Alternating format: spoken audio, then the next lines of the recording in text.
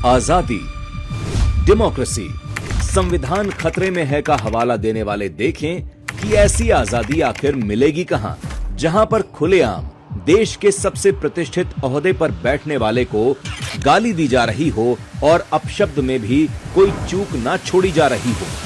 2014 के चुनावों के दौरान कहा गया, अगर मोदी जी प्रधानमंत्री बने तो देश में 22,000 लोगों का कत्लेआम होगा।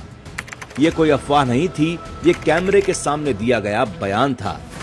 एक और नेता मंच से कहता है, संविधान बचाना है तो मोदी जी को मारना पड़ेगा। संविधान यदि बचाना है तो मोदी की हत्या करने के लिए तत्पर रहो। ये गुस्से में कही गई बातें नहीं थीं, ये जिम्मेदार नेताओं के शब्द थे। सवाल ये नहीं है कि निशाने पर मोदी जी क्यों हैं। सवाल ये है कि क्या भारत के प्रधानमंत्री को जान से मारने की बात अब सामान्य राजनीति बन चुकी है। प्रधानमंत्री किसी पार्टी का नहीं होता, प्रधानमंत्री उस देश का चेहरा है जिसे दुनिया भारत के नाम से जानती है। प्रधानमंत्री का अपमान सिर्फ एक व्यक्ति का अपमान नहीं है, वो 140 करोड़ भारतीयों के जनादेश का अपमान है। लोकतंत्र में विरोध जरूरी है, सवाल पूछना विपक्ष का अधिकार है, लेकिन जब सवाल गाली बन जाए और आलोचना धमकी बन जाए तो वो राजनीति नहीं रहती। एक तरफ संसद में कहा जाता है, संस्थाओं पर भरोसा टूटेगा तो अराजकता आएगी, और दूसरी तरफ उन्हीं संस्थाओं के प्रमुखों को सड़क पर घसीटने की धमकी दी जाती है। यही वो बिंदु है जहां असहमति अराजकता में बदलने लगती है। राहुल गांधी ने मोदी जी को पनौती कहा, सिर्फ इसलिए क्योंकि वो देश की टीम का समर्थन करने गए थे। चौकीदार चोर है जैसे नारे लगाए गए। चौकीदार चौकीदार, जिसके लिए बाद में सुप्रीम कोर्ट में विपक्ष को बिना शर्त माफी भी मांगनी पड़ी। कहा गया कि मोदी जी का कोई परिवार नहीं है, उनकी आस्था और निजी जीवन पर सवाल उठाए गए। मोदी जी को मौत का सौदागर कहा गया। एक मंच से मोदी जी की तुलना जहरीले सांप से की गई। मत नीवेनाद्रू तप्पु तिळ्कोंड्रि, मोदी अंद्रे ई विषद हाविद्दंगे। मोदी जी को रावण कहकर अपमानित किया गया।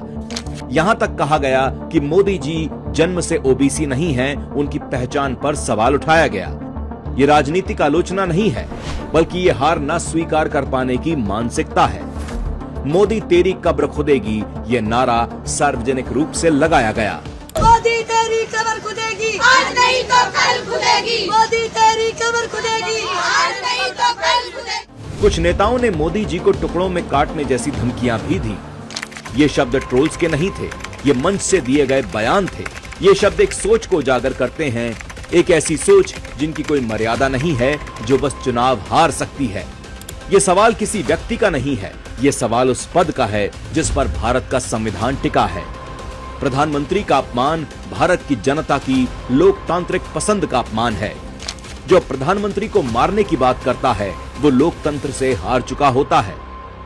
इतनी नफरत के बीच भी मोदी जी ने कभी जवाब गाली से नहीं दिया और देश कभी रुका नहीं। गरीब को घर मिला, सुविधाएं मिली, सम्मान मिला, महिलाएं सशक्त हुईं, आत्मविश्वास बढ़ा, भारत की सीमाएं मजबूत हुईं और भारत की आवाज दुनिया में और बुलंद हुई। कुछ नेताओं की राजनीति चलती होगी शोर से, पर मोदी जी का नेतृत्व काम से चलता है।